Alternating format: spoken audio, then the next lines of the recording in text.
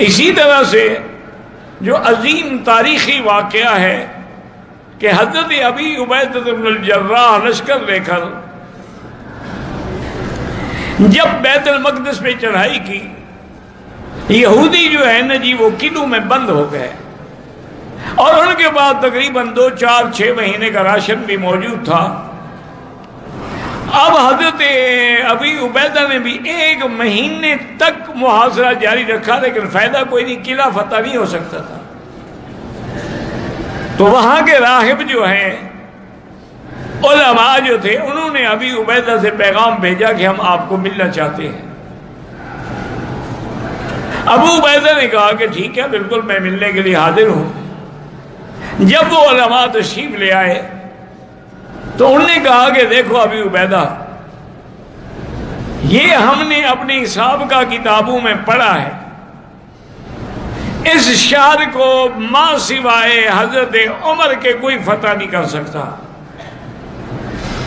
آپ نے فرمایا فزت رب الکعبہ، مجھے رب کعبہ کی قسم ہے، پھر ہم کامیاب ہو گئے، ہمارا امیر المومنین بھی تو عمر ہے۔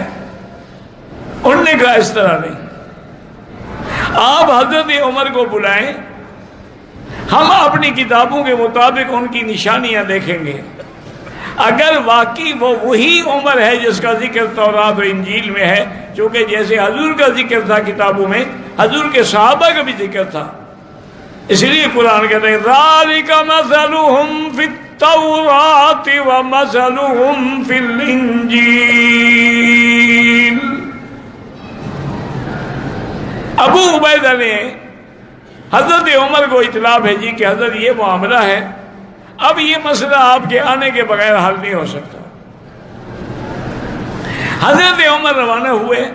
لیکن غلام کے ساتھ شرط کی کہ بھئی 1 منزل تم پیدل چلو گے، میں اونٹ پہ سواری کروں گا، پھر اگلی منزل میں پیدل چلوں گا، تم اونٹ پہ سواری کرو گے۔ اس طرح سفر کرتے کرتے کرتے آپ وہیں پہنچ گئے۔ ابی عبیدہ نے آپ کا استقبال کیا رضی اللہ تعالی عنہ وارضاہ، اور اس کے بعد ابو عبیدہ نے عرض کیا کہ امیر المومنین، کل فلاں وقت میں ان کے علماء اپنی کتابیں لے کے آئیں گے، ہماری ایک درخواست ہے کہ آپ کے کپڑوں میں پیبند لگے ہوئے ہیں، کپڑے بھی میلے ہو چکے ہیں، اگر آپ مہربانی کر کے کل ایک اچھا جوڑا پہن لیں اور اس مریل اونٹنی کے بجائے ایک بہترین گھوڑے پہ سوار ہو کے چلیں تاکہ پتہ تو لگے کہ امیر المومنین ہیں۔ اور میں اچھا، تو آپ نے لباس بدلا اور گھوڑے پہ سوار ہونے کے لیے رکاب میں پاؤں رکھا، 1 پاؤں رکھا، بھی بیٹھے نہیں تھے، اور چھلانگ مار کے واپس اترے اور کہا ہلاک عمر، ہلاک عمر، ہلاک عمر، عمر برباد ہو گیا، اور حکم دیا کہ میرے کپڑے لے آؤ۔ وہی کپڑے پرانے لائے گئے، وہی پہنے، اسی اونٹنی پہ بیٹھ کے آپ روانہ ہوئے۔ وہاں جب گئے تو وہ علماء ان کے کتابیں لے کے کھڑے تھے، انہوں نے ایک ایک علامت، ایک ایک نشانی دیکھی،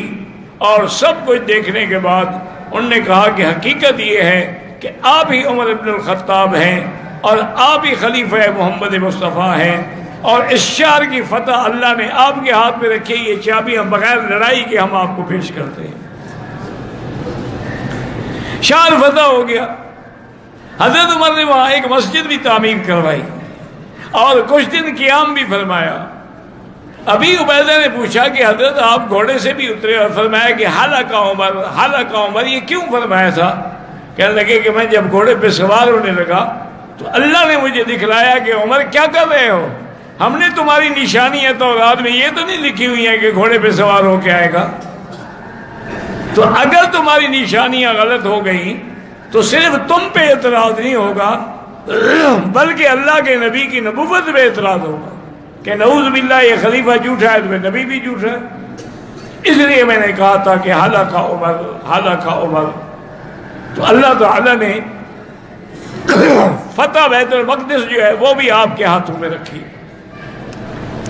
کامیاب و کامران ہو کر مدینہ منورہ میں آئے۔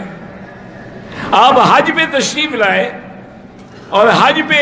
آپ عرفات کے میدان میں بیٹھے ہیں اور دعا کر رہے ہیں کہ یا اللہ، اب میں بوڑھا ہو گیا، اب میں نظام خلافت نہیں سنبھال سکتا، اللہم ارزقنی موت الشہادت فی سبیلک،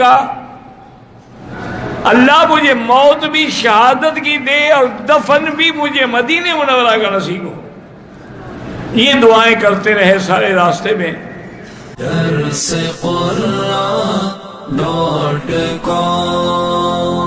www.darsequran.com